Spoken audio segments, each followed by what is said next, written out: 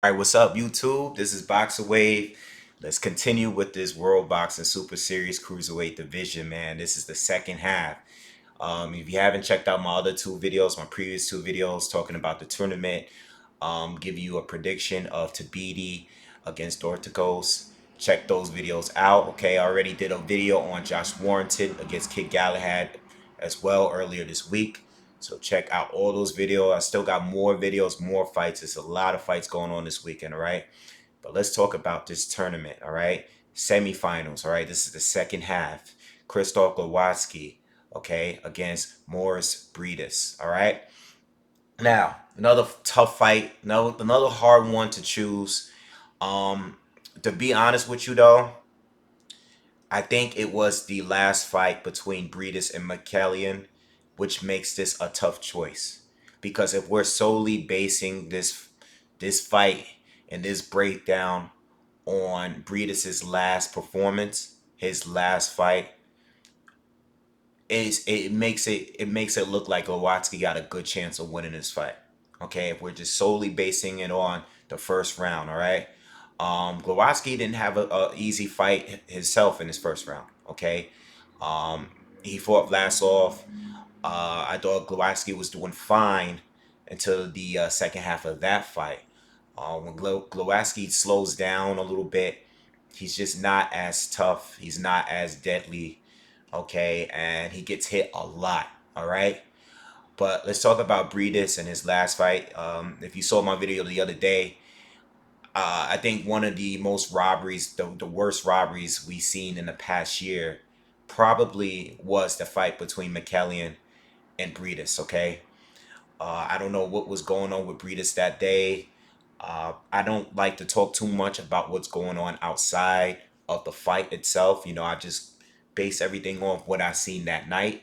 Recently Anthony Joshua got knocked out by Ruiz, and all I really spoke on was what I saw in the ring. The mistakes that Joshua did. I didn't really bring up all of this other stuff that everyone is bringing up. And what I saw in that fight, in the Breeders' fight, I saw him get outboxed. I seen him get outworked. I seen him win maybe 3 rounds the most, three, maybe four is even pushing. Even saying 4 rounds is pushing it. And I saw why decisions for Breedis. Okay, after a terrible performance, McKellian definitely beat him. All right, and they gave Breedis a gift. They gave McKellian a loss. I thought it was completely unfair. I think if the fight was, because it was a robbery, clearly, you got a judge that's scoring at 116, 110 in a fight where most people, nobody thought Breedis, even if you're a Breedis fan, no one thought Breedis actually won that fight. Okay, so I think it's disappointing because if it wasn't a tournament, I think if they were gonna rob McKellian, they would have probably scored it a draw. But the problem with having a tournament, when someone gets robbed in a tournament,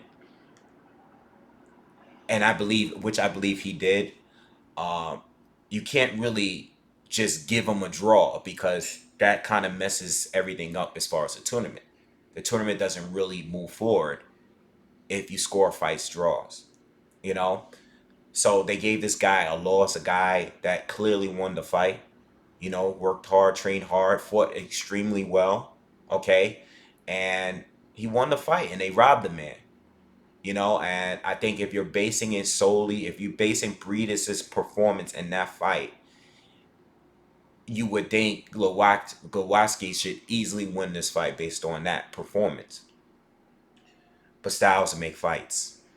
And Glowacki, as good of a fighter he is, I've been covering him for a while. I haven't made a video on him in a while. I haven't made a video on him since I think he fought Cunningham. Okay, but very good fighter, powerful southpaw, very aggressive, throws big punches. But what McKellian was doing in there, you're not gonna see Glowacki doing that. He doesn't fight that way. McKellian's timing, his footwork, stepping in and out, timing perfectly, jabs, counters, slipping shots, defense, everything. Everything was just perfect. It was almost like seeing Usyk for it. And I think he definitely took a page out of Usyk's book when going into that fight. Okay, he fought extremely well. Briedis might not have been on his A game, but regardless, it would have been a tough fight based on what I was seeing in the ring that night. Um, but Briedis going into this fight, Briedis has fought well against other fighters. He fought well against Usyk, gave Usyk's toughest fight to date. Okay, I think Mike Hunter and Briedis are the two top fighters as far as fighting against Usyk. Briedis was winning the first half, arguably. It was very close, but arguably, Briedis was winning the first half of that fight, and he was doing well even in the second half of the fight. Excuse the noise. Um, but you also look at, and I only brought up Usyk because he's a southpaw. All right, you look at the fight against Mike Perez. Very, very ugly fight. A fight that I complained of. That was actually my first time seeing Briedis. Okay, I never seen Briedis before that. Now I went back and watched his older fights, but if you guys were here when I covered that fight, um, I was very disappointed. I didn't like Briedis, and I assumed that Usyk was going to have an easy time against him based on that performance. But it was an ugly fight. I did watch it again. I did get a chance to watch it again the other day, and I think it was ugly because of both of them. I think both of them, when you have one opponent doing a lot of leaning and holding, and another guy's doing the same thing a lot, both of those was lunging in, holding each other, headbutting. It was just one of those type of fights. We hate those fights in boxing. You know, um, it was just a bad matchup, man, and we got robbed of a good fight. But when I go back and I watched it again the other day. There are things that I see Breedis doing that I can see Glowacki having a lot of trouble with. I think he's gonna have trouble with Breedis's movement. Okay, I think Breedis's power, his output, especially early on. Breedis may slow down a bit in the second half, but Glowacki, I see a difference in him. I see him slow down dramatically. And when that power is just not as effective as it once was in the first earlier rounds, and I just don't think he's very aggressive. He has a good right hook. He has a very, very lethal straight left hand. Good timing. He's sharp with it. Breedis, he's been in the ring with Usyk, did well. He's been in the ring with a Mike Perez, guy who used to be a heavyweight, Cuban background, very accurate with that left hand. I don't see Glowacki having enough to be able to beat Breedis and hold them off, even from points. It's just not going to be enough. How much are you going to really hit Breedis? Breedis has been in there with a lot of fighters, even though I thought he lost a McKellian fight. I don't see Glowacki bringing in those kind of dangers, those tools that these other fighters had, Perez, and I don't even need to go back to talking about the Manuel Char fight. I don't need, yeah, I know he knocked out a heavyweight and everything, that's cool, but Manuel Char fight, that was probably the easiest opponent out of all these top fighters that Breedis has fought in cruiserweight. All right. If we're looking at the southpaws that he faced, the tough fighters that he's faced up to this point, Glowacki is very good, uh, but I don't think he's gonna have enough. And I think when the second half of the fight comes and he begins to slow down a little bit, I think Breedis is going to really take over, man. I think he may possibly stop him. All right, I have Breedis definitely winning this fight, but by decision or by knockout, I have Breedis winning this one. Me personally going to the fight, I'll be honest with you, I want Glowacki to win just because I don't think Breedis belongs. I don't think he should have made it to this round. To be fair, I think he got a big gift against McKellian. So I want Glowacki to win the fight personally, but I think Breedis, as far as the cruiserweights right now, he may be the best besides Usyk.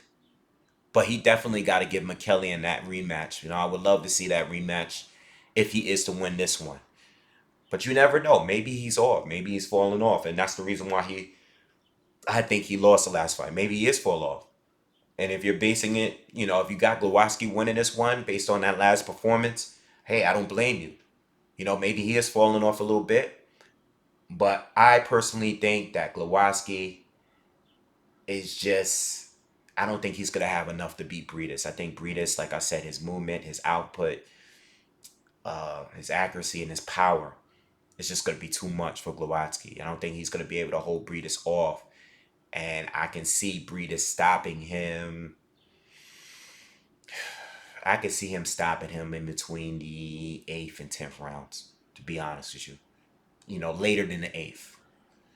All right, I could be completely wrong. If I'm wrong, kill me later, like you guys usually do. But it should be a good fight because Glowacki always comes to fight. He's very aggressive, throws big shots, so it should be a fun fight. I never seen a boring fight with him, even when he lost the fight. Okay, and even his last the Vlasov fight, it was pretty good fight to watch. All right. So anyway, let me know what you guys think. Make sure you subscribe if you haven't already. And I got other videos to do. I'm going to talk about Tyson Fury and Tom Schwartz. Haven't done a video on that yet. I got other videos, other fights on the undercards of these big fights that we got, all right? But I'm done with the World Boxing Super Series. I will do a post-fight review on all of these fights after the weekend is over. And again, make sure you subscribe if you haven't already, all right? Peace.